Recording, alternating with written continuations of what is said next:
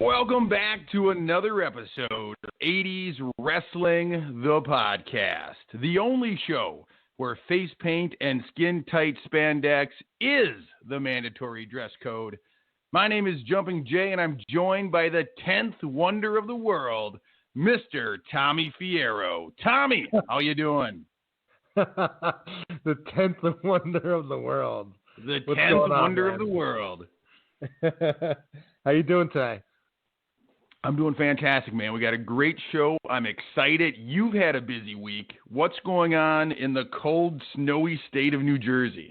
Oh, man. You guys getting a lot of snow down there in Minnesota or no? You know, we haven't got much snow recently. We got a couple feet on the ground just from the winter, but the last 10 days we've been in this bitter cold, like negative degrees, 5 degrees, 9 degrees. Then you factor in the wind chill, which if you're listening from a warm zone, you might not know what wind chill is, but if it's 5 below zero, but the wind is blowing, it feels like 15 below zero. So we're fighting some frigid temperatures here. What's it like in New Jersey? Yeah, it's not as cold as that, but it's pretty cold, and it's been snowing every other day right now, so that's been a lot of fun. For you, Jay, being that cold of weather, when you're all bundled up and you go outside to turn your car on and warm it up, there's only one word that comes to mind that I think of that you probably say when you open that front door, and it's damn. You took the words out of my mouth. Thanks for the awesome commercial at the top of the podcast. Yeah, Ron Simmons will be this Monday night live from 7 p.m. to 10 p.m., and you can pick which autograph photo you would like to get signed personally to you by heading over now to 80'swrestlingcon.com and then tune in this Monday night on our Facebook page, and you can find the link to our Facebook page on 80'swrestlingcon.com. We got a really fun topic today, really, really fun topic, and one of our listeners and a loyal customer of 80's Wrestling Con, Marshall Hodge, suggested this episode, and when he did, I thought it was great. And we're going to be talking about 80's wrestling props, which is a really interesting topic, I think. Yeah, it's a fantastic topic, and I love that it was suggested by a listener. And so when you sent me that idea and I started remembering all the cool props from the 80s, here's the way I approached it, Tommy. I viewed a prop as something that a wrestler or manager would carry to the ring that enhanced their character or gimmick. I stayed away from things that were part of their wardrobe, things that were part of their dress or their tights or things they wore to the ring. I strictly went just an accessory, kind of like if you were going to make an action figure for this person, what's that little something extra that would come in the package? That's the way I looked at it. And all the things that I lost as a kid, you know, when you would get a new figure and you'd play with it, and then pretty soon you'd be missing that little piece. That's what I went after when I was show prepping. Yeah, man. I mean, you can look at it a few different ways. I looked at it that way as well. Also, you said you didn't write down or did things that were part of their wardrobe. For me, one of them, just looking at my list right now, and I'm not sure that you have it on your list, but I have it on mine, was Bret Hart's sunglasses. And even though it was part of his wardrobe, to me, I looked at it as a prop because, one, he would take it off and give it to a fan at ringside, and two, and we'll talk about this more in the episode, is sometimes they turn these props into huge money-making merchandise for the company, and definitely Bret Hart's sunglasses was one of them. And it'd be interesting to talk about some other props that, you know, WWF at the time turned into moneymakers for them. And probably the majority of this podcast will be associated with the WWF because that was really, you know, they were more, you know, gimmicky than the NWA was or the AWA was or World Class was. So I'm sure we're talking mostly about WWF on this one. But yeah, like someone like Bret Hart sunglasses, I put it down as a prop only because, you know, he took it off and gave it to a fan and they made a boatload of money off of it. And that, at the end of the day, that's the main thing, is making money. You always have to find, You're absolutely right. Bret Hart's sunglasses were on my list, okay? And yes, they're part of his wardrobe. He wore them. But I agree with you. It's something that he gave to the fans, and so I viewed that as a prop. But, yeah, he did wear them. So I guess I misspoke. I guess some of the things on my list they did wear, but I didn't put Ravishing Rick Rude's tights on my list, even though he would have different tights for big matches and it was kind of a gimmicky. I didn't do things like that, but Bret Hart's glasses are on my list. Tommy, how do you want to do this? I know your style, we call it in the ring. And so I don't know if you just want to ping pong back and forth a couple of these props and talk about them, or if you want us to try to rank them. What are you thinking, Tom? Whatever you want, man. You can just start listing them off, and I'll list them off. We'll just go back and forth and just have a general conversation about it. Quickly before we start that, we had a tragic loss in the 80s wrestling world last week, or was it earlier in the week? I believe it might have been late last week.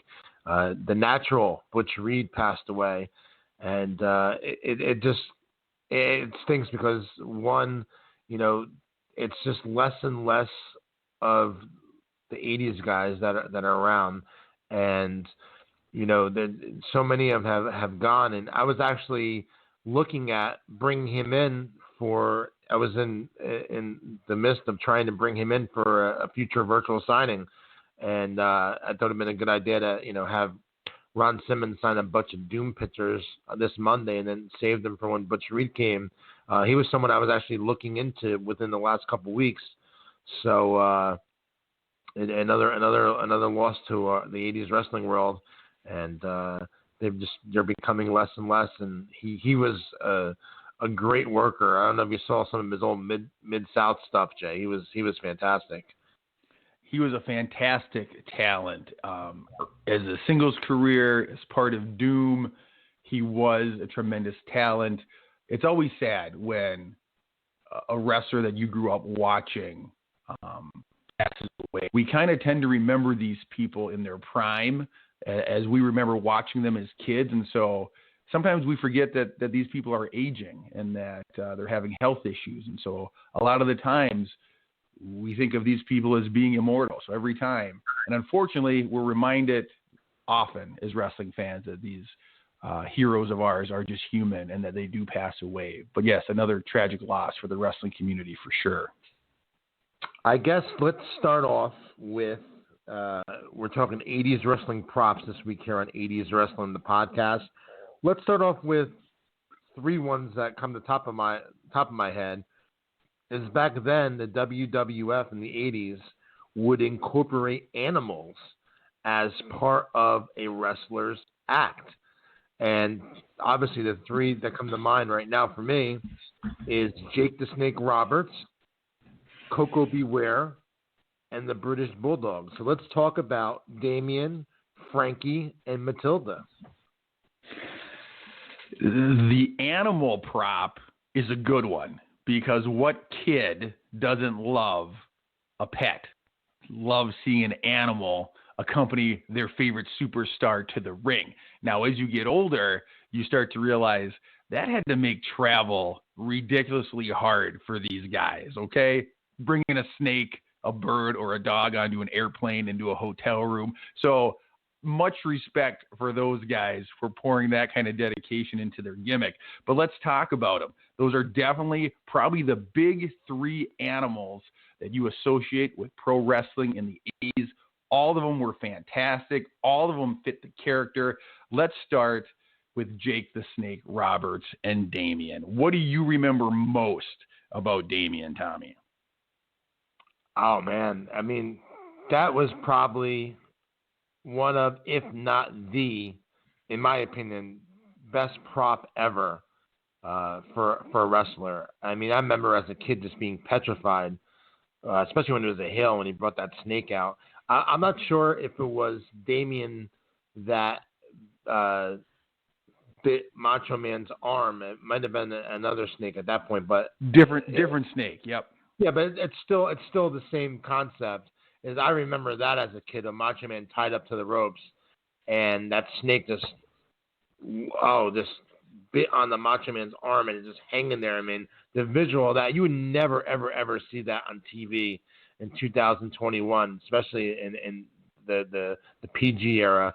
But I just remember that, and also I remember, and I don't think it was Damien either, but still, we're talking about a snake as a prop when it was Macho Man and Elizabeth's wedding reception, and they open up the present and the snake comes out. But I think probably my fondest memory of Damien, and we spoke about this last week on the WrestleMania 2 episode, is when Damien wrapped around George Wells's throat to the point where George Wells is, just all this foam is coming out of his mouth, and it just was a great prop. You had it in the bag, and you milked the bag throughout the match sometimes. It was just fantastic. How about you, Jay? My favorite part about Damien, and you just mentioned it on the tail end there, the bag. He would carry this bag, and as a kid, you would see this big snake pressing up against the inside of the bag, so you could see the outline of it. He'd leave it in the corner of the ring, tucked underneath the bottom turnbuckle, and every once in a while, you'd catch on camera the bag moving a little bit. And then some wrestlers would sell it when they'd go face first into the turnbuckle. They'd look down, they'd see the bag, and they'd do that scared shuffle away, and they'd really sell that they were scared of what's seeing in that bag, and the anticipation of knowing as soon as Jake hits that DDT, that bag's opening up and that snake is coming out. I love the anticipation. I thought it was much better than just carrying a snake to the ring and having one of the ring boys take it back to the locker room. But having it in that bag, in the anticipation of will we see it? When will we see it? And Damien was a big snake. Like every time he came out of that bag, your eyes went big because it was a huge snake. I thought it was beautifully done. And this is the perfect example, the absolute perfect example of a prop making a talent. Was Jake the Snake Roberts one of the greatest of all time? Absolutely. Was he one of the best interviewers and psychology-wise? Absolutely. He would have got by and he would have did great without that character. However, that snake made Jake Roberts a household name to this day.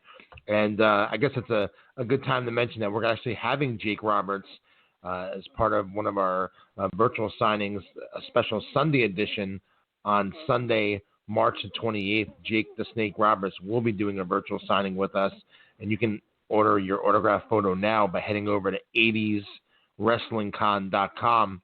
But yeah, that's the perfect example of a prop making a talent. Like I said, Jake was fantastic, one of the greatest to ever do it, but that snake and Damien put him over the top. Let's move on to another animal. This is a guy who you recently had as part of your 80's Wrestling Con virtual signing series, Coco Beware, with his bird, Frankie, the Birdman. Definitely a fan favorite as a kid. Loved seeing the blue and yellow macaw coming down with Coco as he did the bird dance. Another great eye-catching prop. Not as dangerous as the snake, not as fear-causing, more of a light-hearted, good time character Coco was. Tommy, what do you remember about Frankie? Well, first let me crack open a Monster Energy drink. We're going to have to talk to them about getting an official sponsorship here. See if we can get your cases shipped over. Yeah, that'd be awesome. I loved that character as a kid, man. I'm sure everybody did growing up as a kid. You know, Coco Beware coming out with Frankie and doing the bird dance. I can picture you doing it right now, Jay, just sitting behind your desk. You got your hands up and down and you're waving them back and forth.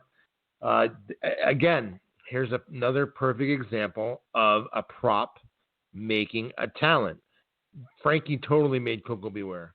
Totally. Nothing against Coco. Nothing against his talent, but that bird, that made him and made his character.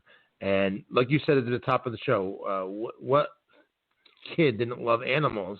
And then you associate that animal with the talent.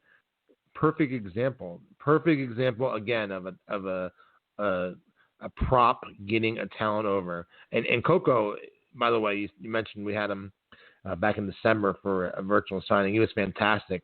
You can actually watch that video of the virtual signing if you didn't get a chance to, on 80'swrestlingcon.com.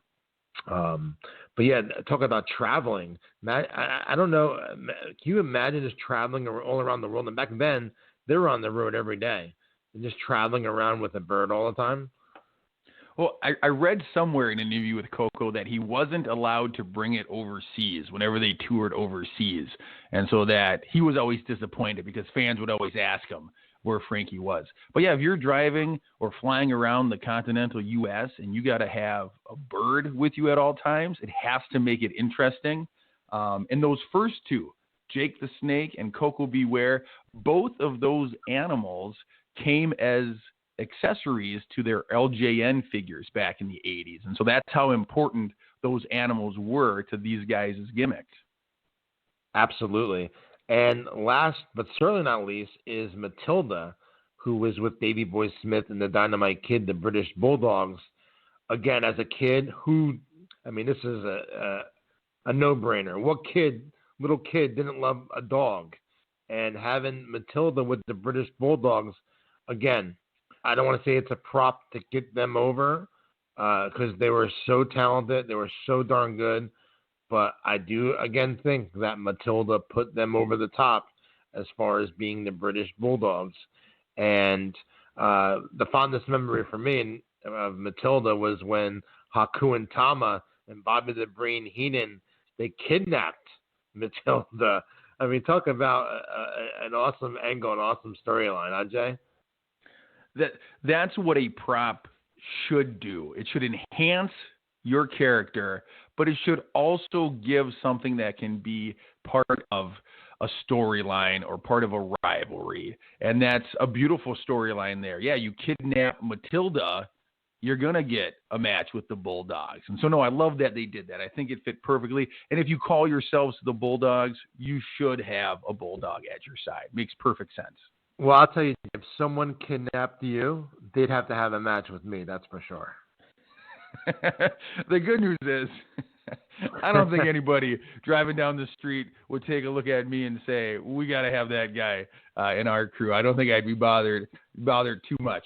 But I appreciate that. I would love to see a Jay on a pole match or Jay in a cage match so Tommy can win me. I appreciate that, man. Well, there has to be somewhere in this world a wrestling historian that would kidnap Jumping Jay from Minnesota because he's the only man alive that has seen the Bolsheviks main event a house show. I don't think there's another person in this world, including in Minnesota, that has seen the Bolsheviks in the main event of a show. So it's rare air that I breathe when you put it that way, for sure. For sure. Where's that with Valentine's Day coming up? Where's that Valentine's Day card? You know, people say they'd take a bullet for someone, but how many people would get into a cage match for somebody that they love? You should market that to Hallmark. That's a great idea. It is. Wrestling Valentine's Day cards. Nice. So let's move on and talk about some more props that were used. We talked about three of the big animal ones, and that was such a big one. But let's talk about some of the other props that wrestlers have used in the 80s that made their characters and made money for the company. One of them that comes to the top of my head, and I'm sure it's at the top of your list. Ho! The 2x4 from Hacksaw Jim Duggan. Here's a situation where it maybe enhanced his character and didn't make his character. It was only a part of his character, the prop. However, I'm sure that he made a lot of money, and I know WWE made a lot of money. Remember back in the day, they had the foam 2x4s that they would sell in the WWF magazine and at the live events. You know, a ton of fans bought that foam 2x4 in the 80s. Absolutely, I remember the foam 2x4 in the store there when you would go to live events. Jim Duggans 2x4 is the very first one that I wrote on my list because it's the very first one that jumped to my brain when we talked about props from wrestlers is his 2x4. Now, I'll be honest. I have no idea why he carried a 2x4 with him. I understand his nickname being Hacksaw, and you could use a hacksaw to cut a piece of lumber, but I didn't understand why he had the 2x4. I love that he had the 2x4, and I love that it's one of those props where you didn't need to bring it on the plane. You just hit the hardware store before your match in the next town, and you'd have a brand new piece of wood with you. And so I don't know why he had the 2x4, but absolutely I remember it. It sticks in my brain from my childhood. I remember my Hasbro figure having the 2x4 accessory, and so I absolutely love it. It seems to me that carrying a 2x4 could easily get into the hands of your opponent and be used as a foreign object against you, but I loved it. Yeah, and I guess one of my fondest memories of the 2x4, I actually got a real quick. I got a funny story to tell, and I don't remember who the vendor was, and I'm not saying this to laugh at them because it's definitely not funny. And if someone's listening that it was them, I apologize. It's a funny story. I had a wrestling convention one time in New Jersey. It was a blizzard, dude. It was snowing like crazy, and I mean, I'm talking about a lot of snow, and the attendance wasn't that great because of all the snow. It was a blizzard, and one of the vendors brought in Hacksaw Jim Duggan, and obviously they brought a bunch of 2x4s to have him sign at the convention. Well, with a blizzard, there wasn't that many people there, and the convention's over. The guy's packing up. I'm sure he's pissed off because, he probably didn't do very well with Duggan or no one else did for that matter because it was a blizzard. And on top of that, he now has all these 2x4s he has to, leave the building with. So this is horrible, but very funny. He's packing up. He's leaving. He's rolling his stuff out.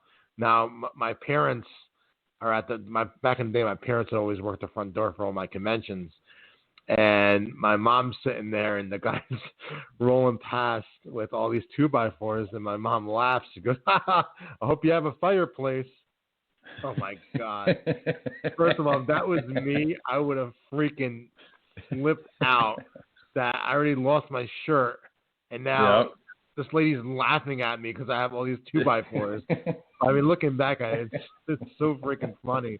This guy is probably in the worst mood ever, rolling his stuff away. And mom goes, "I hope you have a fireplace." I mean, God, but it's funny, and that's what I thought of. But my fondest memory of the 2x4 is when he used it against Andre the Giant.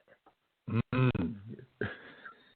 I was still laughing at this poor guy. It's hard not to. Were these like 6 foot long 2x4s, or did he have them cut down in little sections? No, bro, they were 2x4s, man.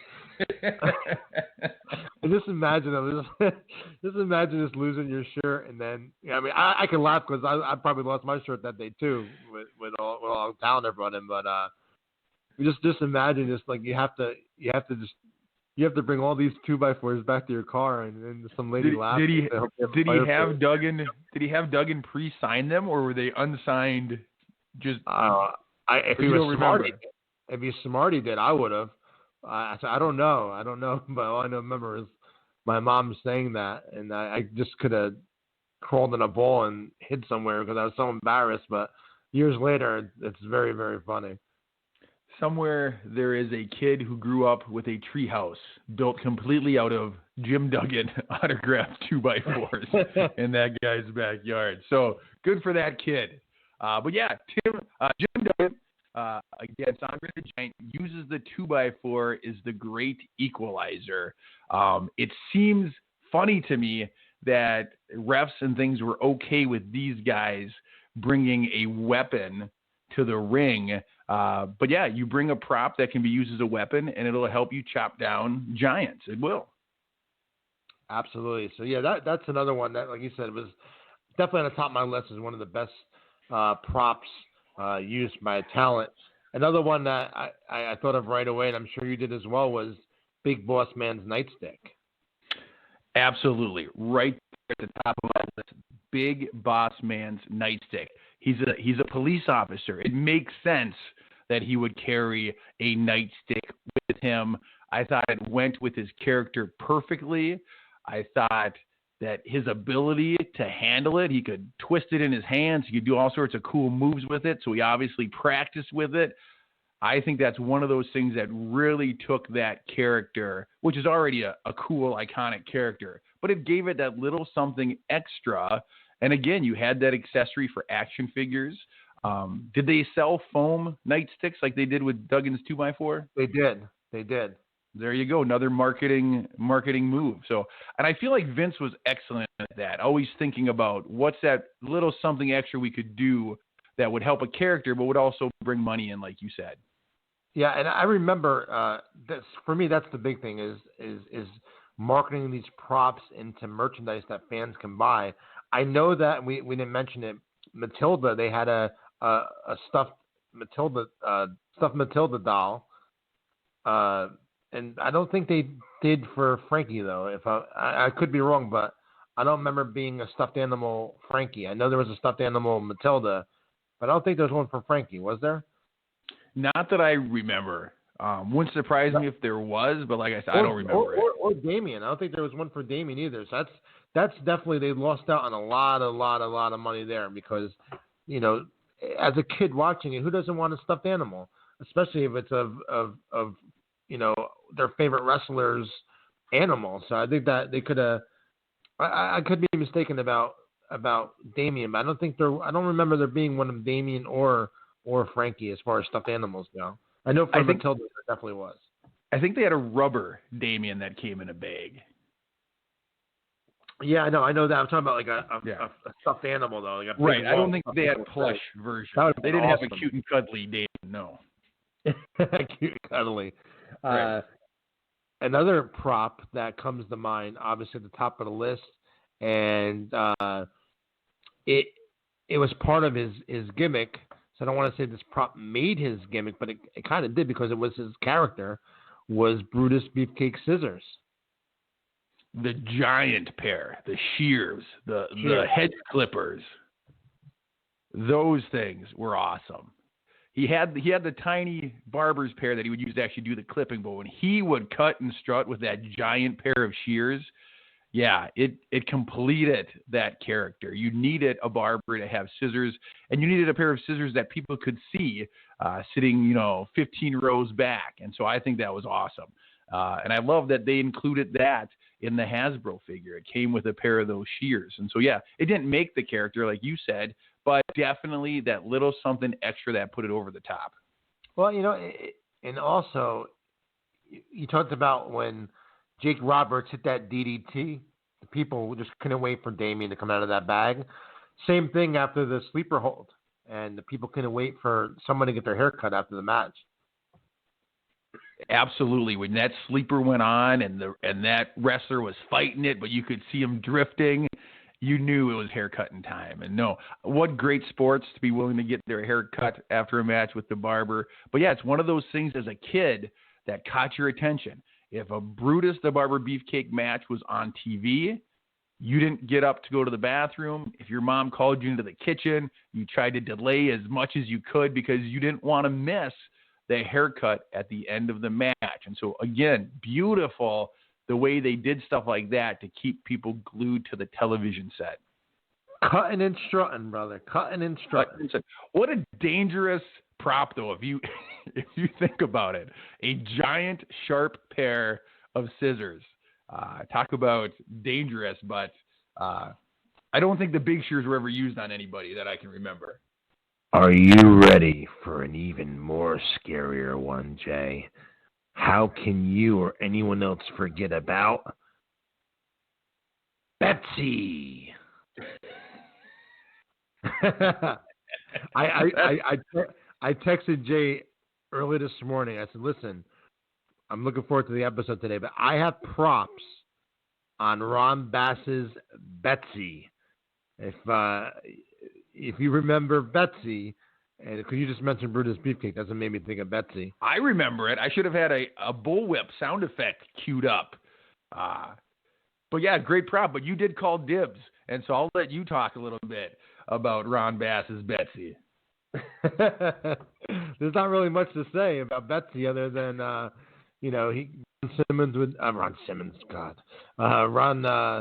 Ron Bass would carry it to the ring. And remember the one time he cut Brutus Beefcake really good.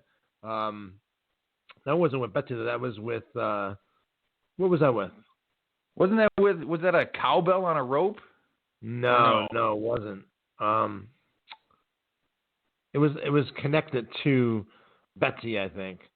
But anyway, I just want to. I did call dibs on Betsy, and since we were talking about different props, we had to include Miss Betsy on that list. Another one that comes to mind as a prop, and this would be someone else we have coming up for the 80s Wrestling Con virtual signing series, is Cowboy Bob Orton's cast. How can anyone forget that? The cast was a prop used for many, many matches, and it seems like to this day the arm still goes on him every now and again because you still see him pop up once in a while at signings and appearances, and he has the cast on. The never healing arm of Cowboy Bob Orton. Here's the beautiful thing about the cast. Everybody knew it was going to be used as a weapon, but as an official, the guy's got a broken arm. He's wearing a cast. You can't tell him to take it off. And so what a nice way for a heel to be able to sneak in. Foreign object! A foreign object, just skirting around the rules. I have a broken arm. I have to wear it. And then, he would use it in the match. And the best was when he would go to hit an opponent, they would move and he'd hit one of his own guys, and they'd sell the heck out of it. So, no, you can't think Cowboy Bob Orton without thinking about that cast. Jay, what was that noise that was just made when you were talking? Listen to it again. Let's see if you know where this is from. Foreign object! Do you know what that's from? No, I don't. But I thought it was maybe your wife in the background yelling at you to get off the phone. No, it is a stop clip. Stop that wrestling crap. This guy already texted you at 5 o'clock in the morning. No, it was not my wife. I should have prepped you before I played it. Yeah, I had no idea what that was. It is just a small audio clip from the movie Ready to Rumble. Do you remember the movie Ready to Rumble back in 2000? Yes. Okay. There's a scene where the lead actor, David Arquette, is having a bedroom scene with a young lady. And when she removes her top, he yells, "Foreign object," and starts wrestling with her. And so when we were talking props, that scene popped into my head, and so I went out and I stole just the 1 second clip of him yelling "foreign object." Nice. Listen to it again, maybe. Foreign object! Oh yeah. Yeah. So when you were talking and that was playing at the same time, I thought your wife was saying, "Get the hell off the phone."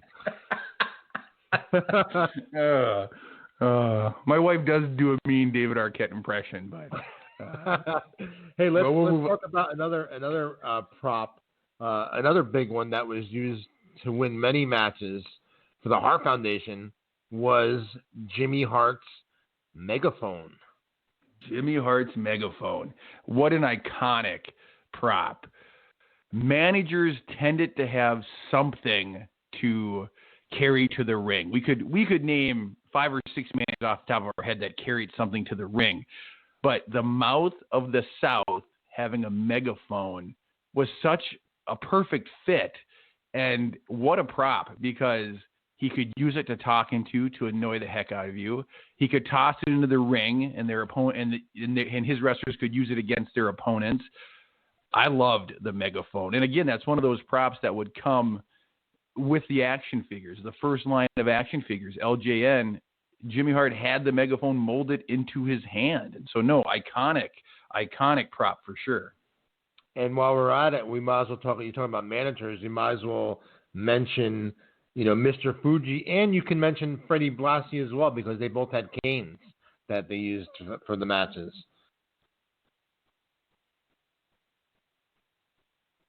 You there, Jay? Oh, Jay must have got kicked off. Maybe that was his wife that was yelling in the background because Jay's fell off the call. So I'll pick it up. And managers was a big thing as well. And Mr. Fuji and Freddie Blassie both had canes that they used. And while we're at it, I guess we can also talk about Luscious Johnny V would have that cigar. And, the one time he used the cigar during the Mike Rotundo and Barry Windham match against Valentine and Beefcake, he used that cigar to help win the match. But, yeah, I mean, props were used a lot for managers back in the day. Bobby the Brain Heenan really didn't have a prop. He didn't need a prop. His mouth was his prop, which it's funny to say that, but it's true. He was just so damn good that he didn't really need a prop. No, he was the best to ever do it. Bobby the Brain Heenan. When you got knocked off the call real quick, I said maybe that was his wife that was in the background yelling at him. I looked over my shoulder when my call dropped, and she was standing there with the internet cord in her hand. And I said, "Get off." No, I don't know if it's the cold weather or what, but the last couple of weeks when we've been doing this, every once in a while it'll drop me. But thankfully, Tommy, not the mouth of the South, but maybe the mouth of the East Coast over there, can carry the weight as I dial back in frantically. I have definitely called that one in the ring, but you don't need to edit anything out because it wasn't really that bad of a drop, and you got right back on. Let's move back into another prop used in the 80s. That was a big one, a real big one, was the Honky Tonk Man's guitar. Absolutely. How can you talk about wrestling props without including Honky Tonk's guitar? It goes right along with his character as being an Elvis impersonator. Yes, he had the awesome jumpsuits. Yes, he had the hair. But without the guitar, it just wouldn't be a complete package. And again, it's an accessory that he could easily turn on his opponent and crack people over the head with. And so you always knew when he had that guitar in his hand, there was a chance that something was going to happen. Absolutely. And I'm sure that you're going to have the same answer as I do. Probably my favorite and most memorable angle of the guitar was on Saturday night's main event when the Honky Tonk Man smashed that guitar over the Macho Man's head. That is an iconic episode, not only for the guitar smash, but that was the first time somebody laid a hand on Elizabeth. Honky kind of shoves her to the side. And so, just an iconic episode and something that lives in the memories of wrestling fans. Absolutely. Let's talk about Hercules, Hernandez, and his chain. He made my list as well. That chain was something that as a kid, man, it was the thick links. It was the heavy stuff. And so it gave credibility to the fact that this guy's name was Hercules and that he was strong. And when he would whip that thing around the ring like a helicopter over his head and people would run for cover, again, just one of those awesome accessories that really wasn't needed, but man, it added that something extra to his character for sure. Absolutely. And although this guy was early 90s, he's still tied into that whole golden era. And that's Rick Martel and his can of arrogance. That made my list as well. Now, if you don't think immediately about his rivalry with Jake the Snake around the can of arrogance, like, man, what a storyline that was, to blind Jake the Snake and then to have that odd blindfold match together. But that can of arrogance, man, he played such a good heel. Rick Martel did. I don't know if he gets enough credit for how versatile he was and how good of a heel he was when he was the model. He definitely does, and it's crazy that he's not in the WWE Hall of Fame, and it's even more crazier that I cannot get him, or no one can get him, to do a signing. He is one of the most requested names out there right now from collectors and wrestling fans. He just will not do anything. I actually had him at one of my first conventions back in 1995. I had him, and he was right off WWF TV at the time. And he won't do anything. He doesn't want to do with the wrestling business. And I keep trying a few times a year to get him to do something. He just doesn't want to do anything. But as they say, and I guess it's a good segue to the next guy. Everybody's got a price, because the $1 million belt made my list as well as a prop, because that belt definitely helped enhance the $1 Million Man's character and career. That's one of the props that almost takes on a life of its own. There are people who are not wrestling fans that know about the $1 Million belt, because it's just an amazing looking belt. And the idea that I can't win a championship belt, so I'm just going to pay for one to be made. I'm just going to buy one. Like, you can't get more evil than, I don't need your title, I'm just going to buy my own. Like, it's just beautiful. It's such a heel move. And you guys... Jay, kind of like how I bought you as my co-host for 80's exactly. Wrestling, the podcast. What a heel move. Yeah. When you had your signing with Ted DiBiase, there was a couple of these belts that came across the table for him to sign. Who would have thought this many years later a prop is just as over as the character himself? They're still selling this prop on WWE Shop Zone, I bet. Jay, and that item is the only item that I got because fans, when we do our signings, and at the end of the episode, I'll mention all the upcoming signings we have. You have the opportunity to send your own merchandise in that gets signed by the talent. You tune in live, you watch them sign it, they give you a shout out, and then we ship it back to you after the signing. And a lot of people send, action figures and old magazines and things like that. But for the $1 Million Man signing, I actually got 2 or 3 $1 million titles in the mail to get signed. And that's the only item I've ever got so far that I was actually nervous of handling and being responsible for, because these items are, those belts, Jay, $700 each, these belts cost. So one, I'm worried about handling these belts because they're $700, and then worrying about packaging them the right way to ship them back and making sure they get back to the customer. That's the only time I've had any items come through here yet that I've gotten a little nervous about, was these $700 $1 million belts. That's incredible. I mean, they looked great during the signing. Like, they looked great on camera. Were they as cool looking in person? Yeah, they really were, man. And I actually used one of the belts as a prop for the show itself. I had it. You watched the show. I had it on the front of the table. Front of the table. At the end of the signing, I'd had Ted sign it to the customer. But yeah, it was so impressive looking that I figured that why not use it as a prop for the actual virtual signing. But yeah, that's another one, is that belt helped enhance his career as well.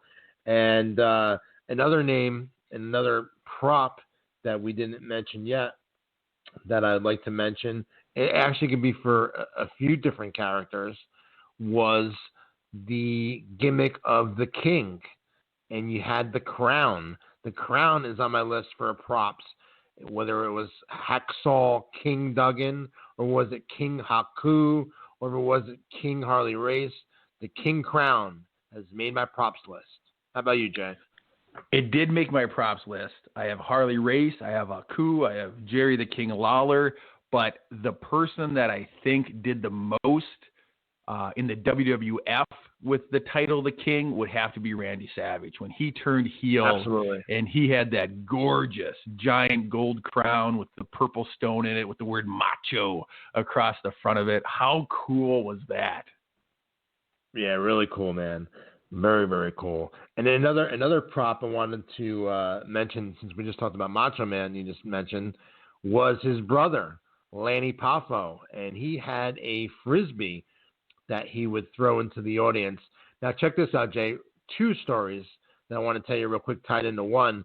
When I was a kid, I actually caught Lanny Poffo's Frisbee at William Patterson College in Wayne, New Jersey, for a house show. And I also caught Rugged Ronnie Garvin's yellow towel at Madison Square Garden in his match against Greg the Hammer Valentine. So I think between me catching Pafo's Frisbee and Ronnie Garvin's towel, it was destined that I'd be a part of the wrestling business. Do you still have either of those items? I have the Frisbee. I don't know where the towel is. It has to be somewhere. But I'll try to find the Frisbee. Right now we're in the midst of opening a wrestling merchandise store in New Jersey. Probably within the next month we'll be open, hopefully. It's in one of those crates, that Frisbee. When I go up there and I find it, I'll take a picture of it and I'll post it on our Instagram page. Also have a picture of me as a kid holding that Frisbee that I catch with Lanny Poffo. I got to meet him at intermission time. So I have that picture as well. So I'll try and find both and get them posted up. But again, between me catching the Frisbee and Ronnie Garvin's towel, I think that was a good luck charm for me to years later get involved with the wrestling business. So describe to me the scene when you catch the Frisbee. Is it like being at a baseball game when someone catches a foul ball and everybody around him is like, let me see it. Can I hold it? Can I see it? What happened when young Tommy caught the Frisbee? I was so young, I don't even remember. But I still have it. I just saw it last month. I packed it up to bring up to the store. The Ronnie Garvin towel I have not been able to locate in years. I hope I didn't lose it. I hope it's somewhere, but I haven't been able to find it. But I did catch his towel at Madison Square Garden. I was in the 7th or 8th row and caught it. You probably left it on the locker room floor of the New Jersey YMCA when you were younger, and yeah. After as long as a workout, brother. That's right. After hanging and banging, moving some LBSs. Listen, as long as we're talking towels, let's talk Mr. Perfect. He too would carry a towel to the ring, and so I wrote Mr. Perfect towel on my list of props / his gum, because nothing was cooler to me. He'd be walking down the aisle, he'd toss his towel over his shoulder, and Bobby Heenan would catch it. Then he'd stand on the turnbuckle, spit his gum out, and slap it out into the crowd. How cool! What a heel move to slap your chewed gum into the crowd, by the way. But just those little two things that you wouldn't think a prop would consist of a towel or a piece of chewing gum, but Mr. Perfect made them both work for him. Absolutely. Who would ever thought a piece of gum or a white little towel would be a prop? But yeah, it was for Mr. Perfect. It was part of his character, and it definitely enhanced it. We talked about a lot of. Do you think there's somebody out there that their claim to fame is they caught the chewing gum that Mr. Perfect spit out? I'm sure somebody caught some at some point. I'm sure someone has it in a bag stapled to their wall right now as they're listening to this episode. And if you do, send us a picture of it. Send a picture. But yeah, man, there's a lot of props used in the 80s, and it was really fun talking about them. Any other ones come to mind before we put this episode to bed? You know, I think we hit all the main ones. I did have, it was both, and maybe you talked about it when I dropped off the air when we were talking managers, but I liked Mr. Fuji and Classy Freddie Blassie, how they would use a cane. Yeah, I did mention that. You did mention that. All right. And then I just have some other ones, but I do have one that jumped to my mind, and it's not one that took off.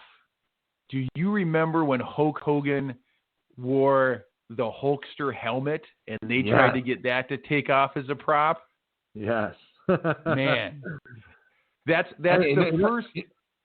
You know, another prop, Jay, we didn't mention was Bad News Brown's. What did he have? He had a. What did he hold in his hand? Yeah, you're talking animal? Yeah. Yeah, he tried to pass it off as a New York subway rat, but that thing was straight up a possum. Yeah, possum. That's what it was. That was a possum. We tried to say it was a rat from the sewers of New York, but that thing was giant. That was a possum. But imagine having to do a promo holding that in your hand. I would be freaked out, dude. There's no way in the world I would do that. I hope he got paid extra for that. But now, was that just for a specific feud? Was that when he was going against Jake the Snake? I believe so. Yeah, I could be wrong, but I believe that's when he used it for, saying that they would snake or something like that. Yeah, and then when Ricky the Steamboat went against Jake, they made him bring like a Komodo dragon to the ring, right? Yes. So I just love that somebody's idea behind the stage was, well, he's going up against someone who has an animal. We have to give him some kind of animal. Let's give Bad News Brown a possum. It's a crazy idea. Why didn't they ever give Steve Lombardi like a hermit crab or something like that? You're gonna get squashed against a wrestler with an animal. At least give him a little animal like a hermit crab or a little mouse or something like that. This is why you need to be on the booking team, Tommy. These ideas are gold. But yeah, man, it was a fun episode to talk about today, and we're definitely open to hearing your ideas, what you would like to hear for future episodes. And again, we'd like to thank Marshall Hodge for the suggestion. And if you have any suggestions for upcoming episodes, feel free to send us a message on Instagram. It's at 80's Wrestling, on Twitter at 80's Wrestling _, on Facebook, 80's Wrestling Picks, on we're all over. Whatever. You find a way to contact us. Let us know what you'd like to hear, and we'll try our best to talk about it on future episodes of 80's Wrestling, the podcast. Real quickly, I just want to mention some upcoming virtual signings that we have coming up. And Jay, I know Jay's going to want to throw me off the roof because I just added a bunch more that he's going to be adding on the website in the next day or so. And we were adding dates. We were doing them twice a month, and now we're going to start doing them 3 times a month.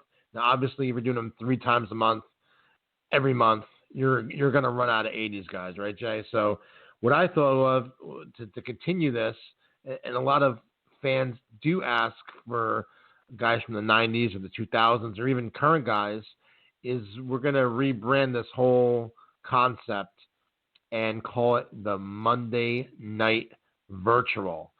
And not every Monday, but almost every Monday, we're going to be doing virtual signings, and it's going to be featuring stars from the 80s, 90s, 2000s, and even more current guys over the last few years.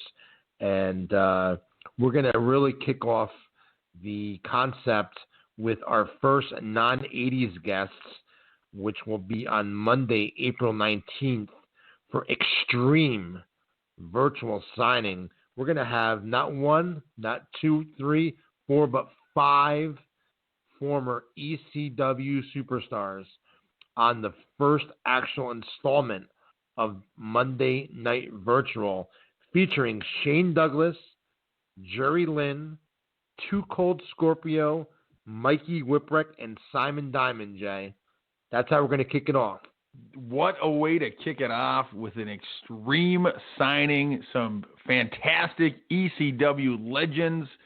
I don't know how you get all these people, Tommy. I'm always in awe, but what a fun virtual signing that's going to be.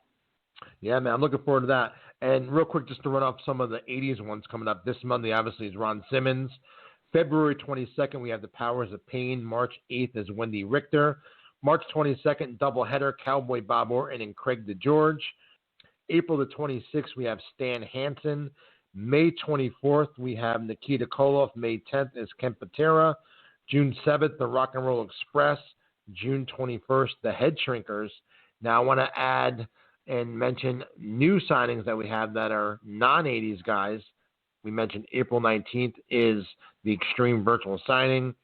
On May 17th, we're doing a doubleheader with Eric Rowan, formerly of the WWE's Wyatt family, and Darren Young, formerly of the WWE. And on June 28th, we have Billy Gunn. On July 5th, we have Tyrus / Brutus Clay. And on July 26th, we have the man of 1,000 holds, Dean Malenko. So we're going to be mixing in some of the 90s, 2000s, and more current guys with the 80s guys and rebranding everything Monday Night Virtual. All this information from the new signings will be up on the website in the very near future, 80swrestlingcon.com. You looking forward to seeing some of the non-80s guys do these virtual signings, Jay? Absolutely. Some of the names that you're bringing from the 90s and even more recent than that, big names, guys who made an impact in the industry. And so while we grew up on 80s wrestling, we never fully checked out of the business. And so all these names are exciting. You just keep getting these big names after big names to sign on to do your virtual signings, Tommy. What a treat for wrestling fans of all generations, whether they watched in the 80s, 90s, or even beyond. Yeah, and again, you can head over to 80swrestlingcon.com now and order. You'll see a bunch of pictures up on the website. You can order which photo you want for the wrestler to sign. You tune in live to the Facebook page. We'll sign it for you, hold it up, give you a shout out, and then we ship your photo out to you following the signing. Same thing with sending your own items in as well. Just make sure you send in 2 weeks prior to the signing. And we're going to be working on some more signings as well. And I guess that's all for this week's episode. Jay, anything else you want to talk about or mention? That was it. Great episode, Tommy. It's always fun to go down memory lane, talk about wrestling and the props. Such a great topic of conversation because it's often those props that set characters apart, but it's often those props that kind of don't get enough attention. So it was fun to talk just about those props today. Absolutely, man. And again, anyone that has any suggestions for next week's episode or future episodes, feel free to hit us up on one of our social media platforms and let us know what you'd like to hear. And until next week, have a great weekend. We'll catch you Monday with the Ron Simmons virtual signing, and we'll catch you right here next week on 80s Wrestling, the podcast.